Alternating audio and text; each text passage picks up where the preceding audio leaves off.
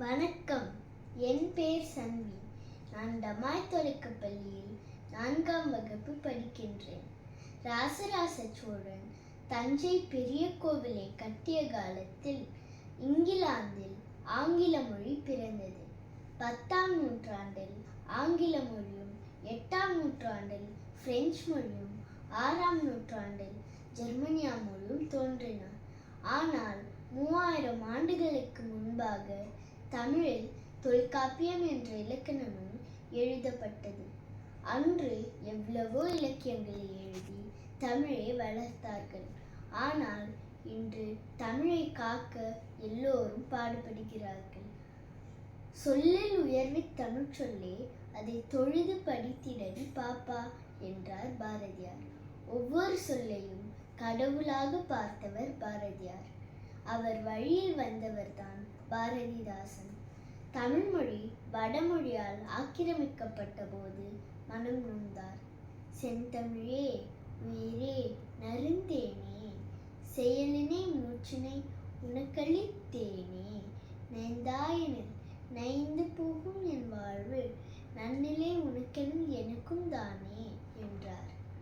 தமிழ்மொழி தழை தோங்க வேண்டும், தோயுறும் மதுவின் ஆறு தொடர்ந்தென்றன் செவ்வியில் வந்து பாயும் நாள் என்னாலோ என்று ஏங்கினார்.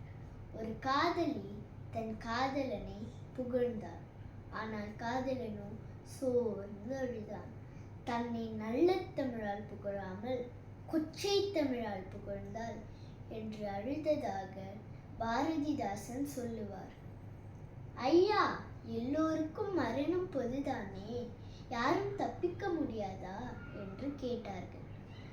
தமிழுக்கு தொண்டு செய்வோன் சாவதில்லை, தமிழ் தொண்டன் பாரதிதான் செத்ததுண்டோ என்றார். தமிழ் இளைஞர்களை பார்த்து பூட்டிய இரும்பு கூட்டின் கதவு திறக்கப்பட்டது. சிறுத்தையே வெளியே வா என்று இளைஞர்களை தமிழால் தட்டி எழுப்பினார். தமிழ்தாய் வாடத்தான் வாழ்வதென்பது தமிழ்நாள் சற்றும் பொறுக்கு ஒவ்வாதது என்றார். நூலைப்படி, சங்கத்தமிழ் நூலைப்படி, முறைப்படி நூலைப்படி, காலையில் படி கடும் பகல் படி, மாலை இரவு பொருள்படும்படி, கற்பவை கற்கும்படி, வள்ளுவர் சொன்னபடி கற்கத்தான் வேண்டும் அப்படி, கல்லாதவர் வாழ்வதெப்படி என்று இலக்கியங்களை படி என்று சொல்லுவார்.